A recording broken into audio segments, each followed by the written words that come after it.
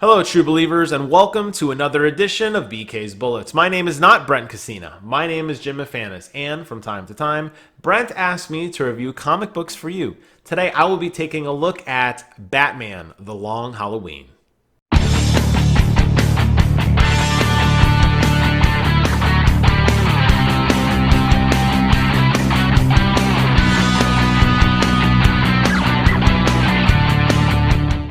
So before I get into this video, there are two things I would like to point out. Number one, this video contains spoilers. The comic book came out a long time ago, people, but if you haven't yet read it, stop this video, come back later, because I'm going to give the story away, and I'd rather you read it for yourself. Number two, please consider commenting, rating, and subscribing while you're here. It's going to help out Brent's channel immensely. The guy does a lot of really good stuff regarding comic book reviews and comic book cover looks, like first looks.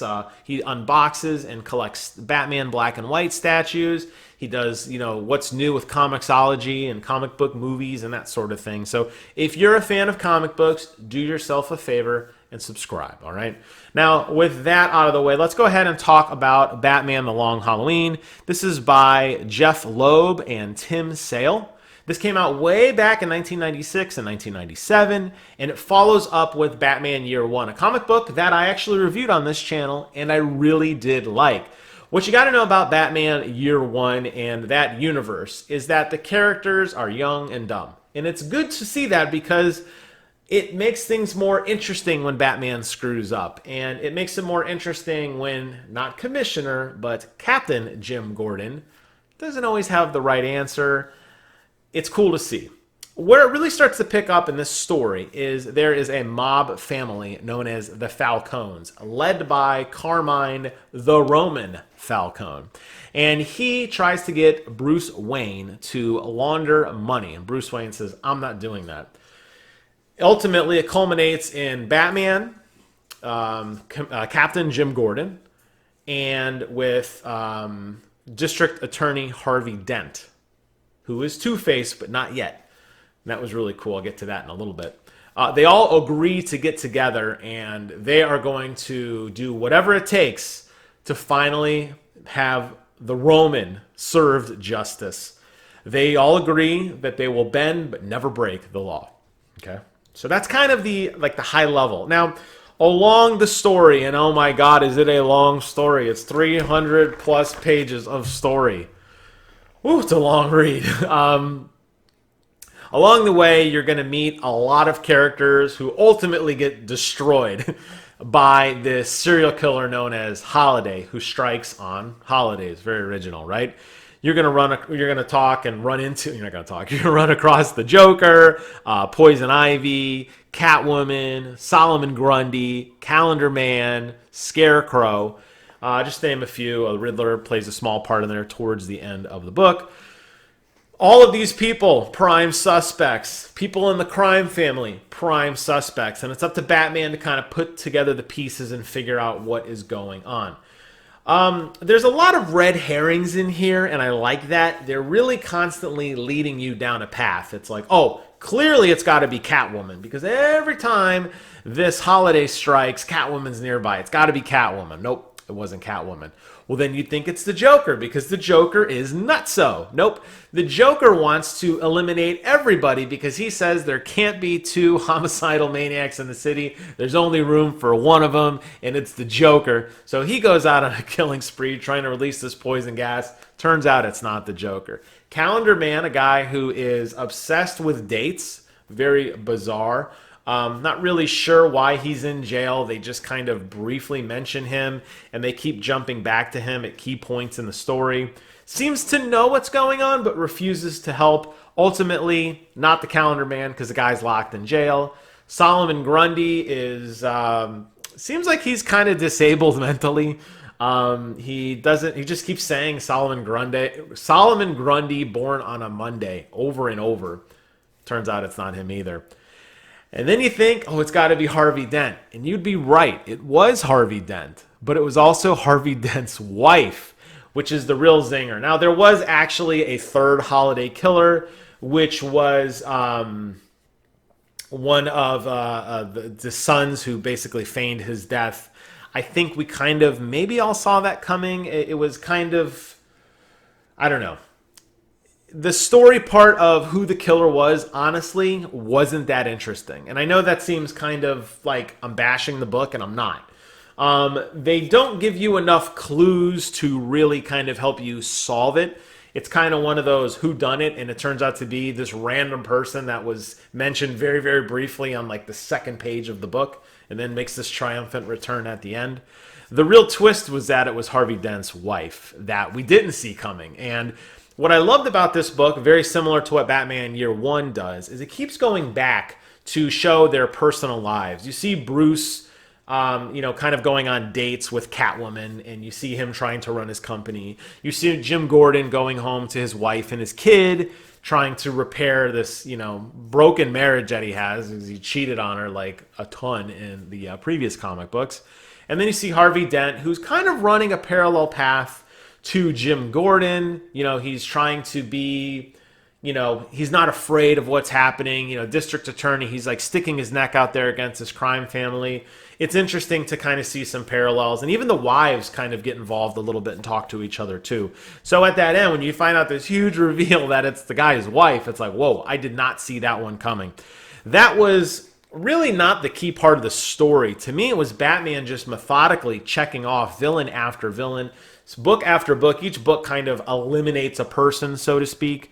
It's got to be Joker. Okay, well, Chapter 2 is all about Joker, and then he's gone. Oh, it's got to be Scarecrow. Chapter 3 is all about Scarecrow. Then he's gone. So you kind of work your way through the villains, and then at the end you're like, well, who could be left? And it turns out it's his random son, and then the big shocker there was that it was both Harvey Dent's wife and then Harvey Dent. The exciting thing to me, the real culmination of it, was Harvey Dent becoming Two-Face. A little bizarre. I mean, he gets acid thrown on him, and okay, that makes sense how his face gets burned. But why he goes from this suddenly like, hey, I'm a good guy, I'm trying to help out, to this secret killer, to suddenly, this evil, maniacal, like two-faced villain, was a little rapid. And considering, I'm going to show you again just how big this comic book was, considering how many pages there were, I really wish they got to that story a little bit faster, because to me, that was the best part. However, I really did like the art. It reminded me a lot of Dark Knight Returns, my absolute favorite comic book. Still the gold standard in comics to this day, at least for me. I liked the art. I was reading the critical reception of it on Wikipedia and kind of reading what other people thought about it. And the wording people use is it's a definitive art style that is dark and moody, and I absolutely agree with that. I really, really like the art. I think the art is what kept me keep coming back, because I will admit, when I first started to read this book, it was a chore, and I wasn't really into it. And then I kind of stuck with it, and then I blew through it after, maybe 20 or 30 pages, because it was like starting to pick up in the art style, and I felt like Tim Sale was really taking some major strides in making the art just pop.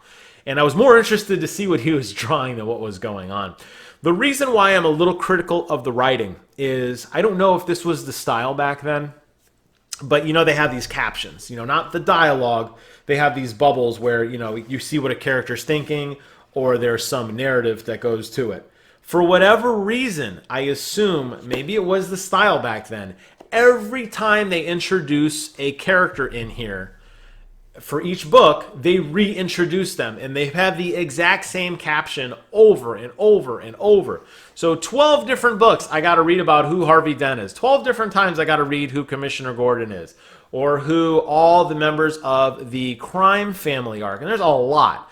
You got like the enforcer, you got the driver, you got the son, you got the daughter, you got the father. All of these members of the crime family. And every single time they're introduced in a chapter, they are once again really reintroduced, and it's frustrating because I'm just looking through here, finding more and more.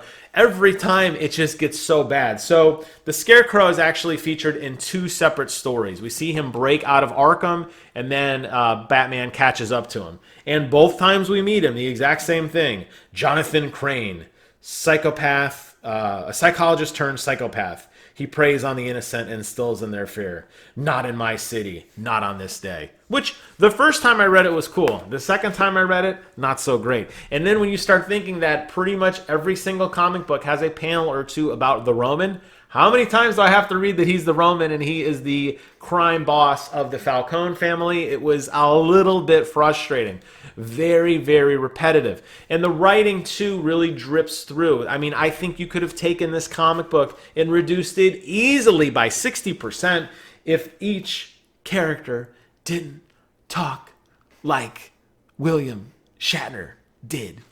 Because they just like to have a single sentence or two as they read through. I don't know if you could even see this, where my hand is here. Look at those little tiny speech bubbles. They're so tiny.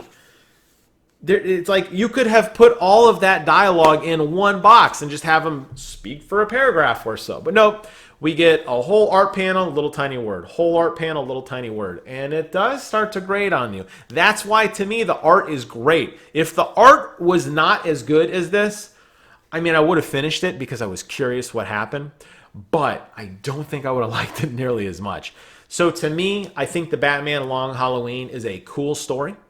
I think it's one that is interesting. I like the twist at the end, and I really like the art style.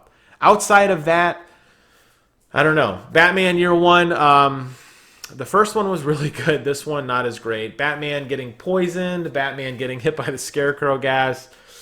I mean, it goes with the territory. He's young. And there's actually one part where his cape gets completely ripped off. It's no cape. Like, it shreds off, and his back is all ripped and everything. But that's okay. You know what? It's cool to see him go through these trials and tribulations. So I say Batman Year One is definitely a recommend for me. I enjoyed it, and I'm looking forward to whatever Brent throws my way next. Do me a favor, leave a comment below. Let me know what you thought about Batman Year One. Hope you guys enjoyed this video. Take care of yourselves, and until next time, I will see you guys in the funny pages.